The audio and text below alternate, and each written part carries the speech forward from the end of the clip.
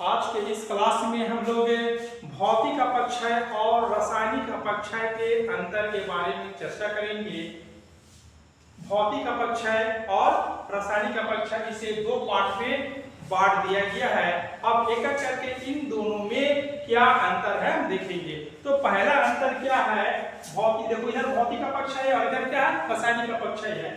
भौतिक अपक्षय का जो मुख्य कारक है, पिछला क्लास में बता चुके हैं, भौतिक अपक्षय का मुख्य कारक है ताप के द्वारा, पाला के द्वारा और दाब मुक्ति के कारण भौतिक अपक्षय होता है। तो भौतिक अपक्षय का मुख्य कारक कौन कौन सा हो गया, ताप के कारण, पाला जिसे हम तुषार भी कह सकते हैं, और तीसरा दाब मुक्ति के कारण।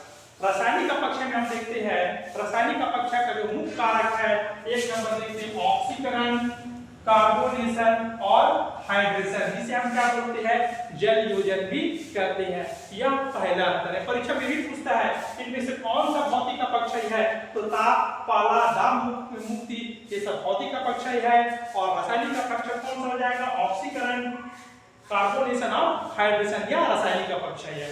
दूसरा अंतर क्या है, भौतिक अपक्षय जब भी होगा या सूक्ष्म और शीत प्रदेश में होगा। परीक्षा में कई बार पूछा हुआ है, भौतिक अपक्षय जब भी होगा कहाँ होगा, सूक्ष्म और शीत प्रदेश में, शीत क्षेत्रों में होगा, सूक्ष्म और शीत क्षेत्र में होगा। जबकि रासायनिक अपक्षय कहाँ पर होगा, उष्ण और आर्द्र एरिया में होगा।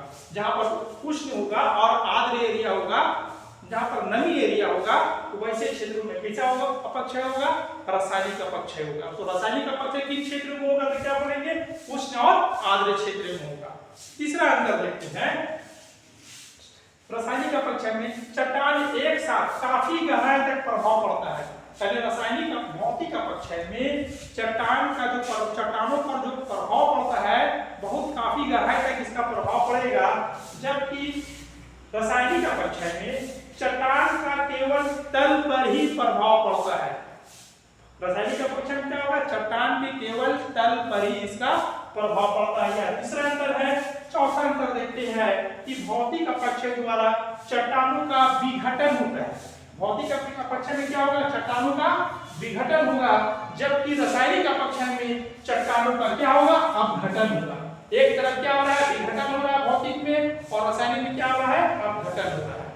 पांचवा अंतर देखते हैं कि भौतिक अपक्षय जो होता है, मजबूत खनिज भी टूट जाता है। भौतिक अपक्षय क्रिया के द्वारा मजबूत से मजबूत खनिज भी टूट जाता है, जबकि रासायनिक अपक्षय में मजबूत खनिज नहीं टूट पाता है। जैसे कवार्ज में रासायनिक अभिक्रिया हो रहा है, मगर कवार्ज पर क्या होता है, इस पर कोई किसी तरह का प्रभाव नहीं पड़ता है। ठीक है, इस तरह हमने भौतिक अपक्षय और रासायनिक अपक्षय में 5 अंतर देखा। आप लोग इसे क्या करिए, उतार लीजिए और इसे नोट्स बना लीजिए, या स्क्रीनशॉट लेना है तो स्क्रीनशॉट लीजिए। कहीं पर अगर दिक्कत होता है तो मुझे कमेंट कर जरूर बताइए। अगर वीडियो अच्छा लगता है तो लाइक और सब्सक्राइब जरूर कीजिए।